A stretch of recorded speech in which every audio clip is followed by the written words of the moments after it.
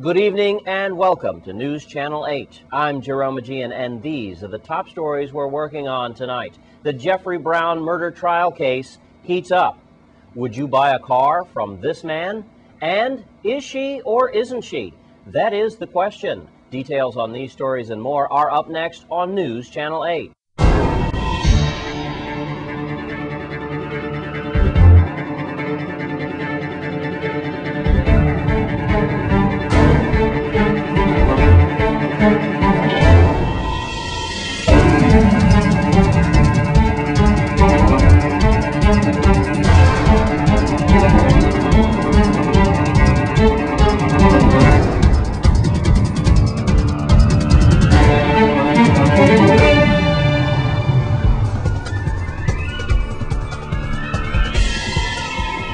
In our top story tonight, the murder case involving former police officer Jeffrey Brown is now in its fifth day and heating up. News Channel 8's Wes Small has this report. And this is day 5 of the Jeffrey Brown murder case.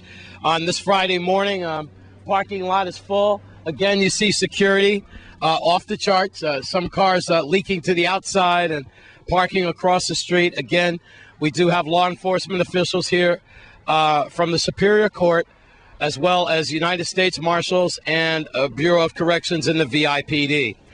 All right, let's get you caught up from yesterday's hearing. We are starting to get now to the main course of this trial, meaning we're getting to the meat and potatoes portion of this, as now the primary witnesses have now started to come forward. A primary witness have fingered Jeffrey Brown, the former police officer, as the driver, and his brother-in-law, Louis Melendez, as the shooter.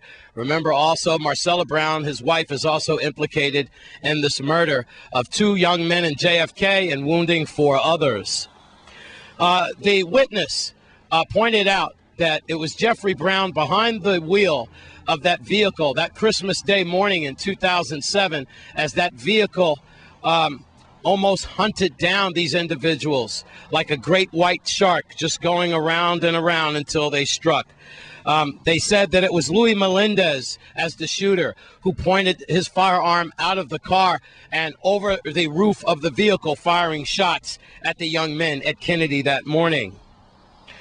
Then they testified, one woman testified that it was in 2004 when a member, I believe it was the uncle of Marcella Brown, who was gunned down and killed in JFK.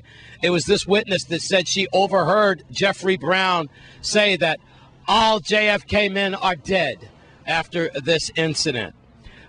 He was heard saying that, according to witnesses. So we had, of course, we had defense attorneys trying to pick apart those witnesses' testimony, and prosecutors trying to get the best out of that case. Meanwhile, detectives testified in the case how they found spent shotgun shell casings inside one of the vehicles. Also about DNA testing and the like of a marijuana cigarette that was found in that vehicle. DNA testing on that shotgun shell and other items in the vehicle as well. So there you have it. As we approach the weekend, again, the jurors are sequestered, and we are into the main course of the trial. We would imagine that next week we should be hearing closing arguments. We are at Superior Court, a very busy Superior Court, where we have security again off the charts. It is the JFK Christmas Day shooting from the year 2007, or what has been known now as the Jeffrey Brown murder case. Now you're caught up. I'm Wes Small for News Channel 8. And in other news, a young lady's having trouble with her gynecologist. News Channel 8's Wes Small has the story. More drama, and this time on a Friday. I'm here with Louisa Sunrise. Louisa, and this is your husband. Your husband. We are here in front of Dr. Oyaki's office here, the gynecologist. And are you pregnant or not? No, I'm not. But he said that I was. Actually, on Tuesday, I went to him with a pin. I told him that I missed a period. So he examined me, telling me he felt a heartbeat. But he sent me for ultrasound and everything. So he told my husband that I had to pay $375 up front because I'll be following up with him through clinic and so forth for the baby. And then when the results came back for the ultrasound, he said that I was not pregnant. The results didn't give him everything he needed to know. So he sent me for a blood test and so forth. So I tell him that I was not having anything again. This is the check for the blood test. For the ultrasound. For the ultrasound for $280. Yeah. Just to find out if you're pregnant. Yes. Okay. And he said that the results was not approved to him. So he's sending me for a blood test and he gave me some medication to take. He said that's to help the baby with calcium and iron. Okay, which he know that I was not pregnant.